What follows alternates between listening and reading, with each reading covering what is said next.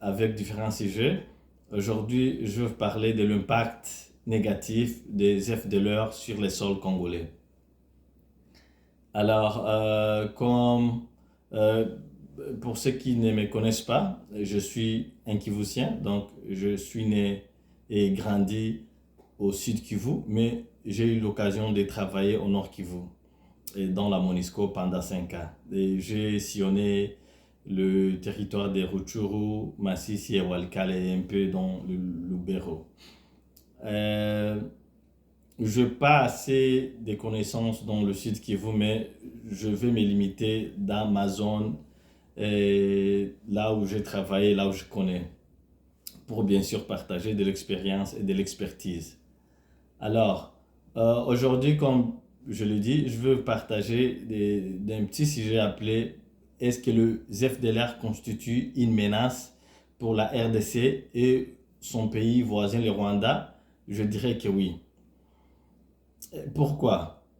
Et figurez-vous qu'après le génocide rwandais perpétré contre les Tutsis de 1994, il y a eu plus de 2 millions de la population rwandaise qui se sont déversés sur les sols congolais, bien sûr après les génocides. Alors, ces 2 millions étaient composés de ces villes, étaient composés des phares qui étaient des soldats de Abiyarimana, et puis il y avait aussi les Interahamwe. Ces Interahamwe-là sont la majorité de civils qui ont participé au massacre, au génocide rwandais. Alors, vite fait, ils se sont retrouvés juste dans le camp de Mugunga, juste à quelques kilomètres de la frontière rwandaise. Et puis, ils se sont organisés et puis ils ont commencé à lancer des attaques contre le Rwanda. Et bien sûr que Kagame, qui venait de prendre le pouvoir, et il s'est organisé et puis il a cherché le moyen de les pousser le plus loin possible. Mais on ne va pas aller dans tout le processus, comment toutes ces années, et cette lutte contre les FDLR se sont poursuivies. Mais je vais vous ramener d'ici dans la situation dont nous sommes, la situation actuelle. Alors, figurez-vous que les FDLR, quand ils sont arrivés au Congo, ils ont trouvé un beau pays, un pays plein de richesses, mais un pays sans l'autorité de l'État. Donc, tu fais ce que tu fais ce que tu veux, tu es libre, donc il n'y a pas de contrôle. Alors, vite fait, ils se sont lancés dans le business, les FDLR. Alors, pour ceux qui connaissent le Nord Kivu, ils savent que Walikale, c'est de la forêt. À Walikale, il n'y a que 3 villages, ou je dirais localités. Et il y a Walikale Centre, il y a Ntoto et Otobora. Donc, le reste, c'est la forêt. Alors, les FDLR se sont lancés dans le business de bois. Ils font du bois et ils le vendent en Ouganda et dans d'autres pays. Et même à Goma. Ils se sont aussi lancés dans le business des minerais. Figurez-vous que Masisi est bourré de la richesse du sous-sol. Donc, ça c'est une parenthèse. Donc, les FDLR se sont concentrés surtout dans le Rutshuru et dans le Masisi et un peu dans Walikale.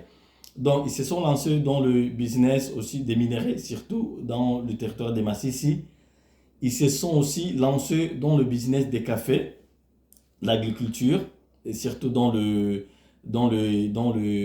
territoires de Rutshuru. Quand tu prends le village comme à partir de Vichumbi, tu vas vers Kibirizi, et tu montes vers Luofu, et jusqu'à Kanyabayonga, et puis tu continues jusqu'à Nyanzale.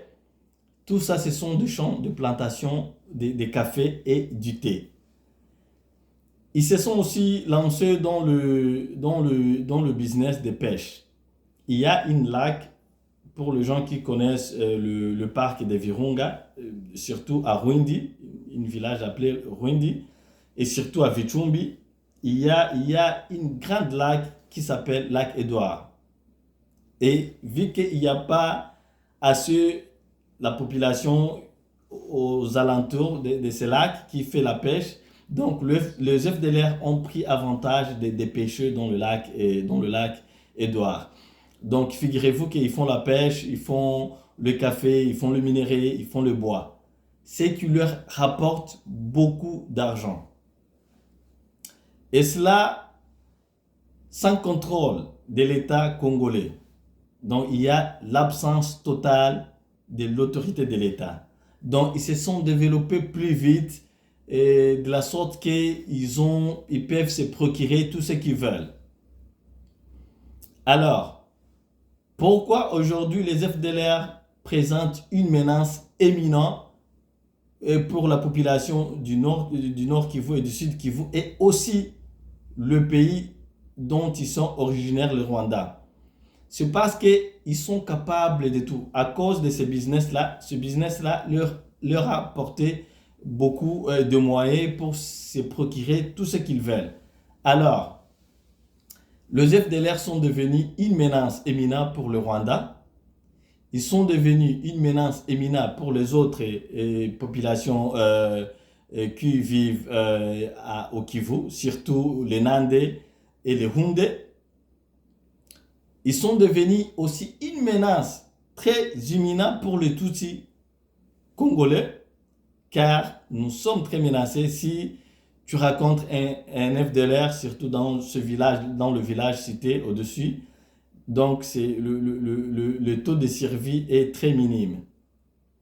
Et ils sont aussi une menace pour le Hutu congolais, ce que la plupart des gens ignorent. Figurez-vous que les chefferies de Bwito et de Bwisha, dont le Mwami et dont le chef coutumier est le Mwami Ndeze,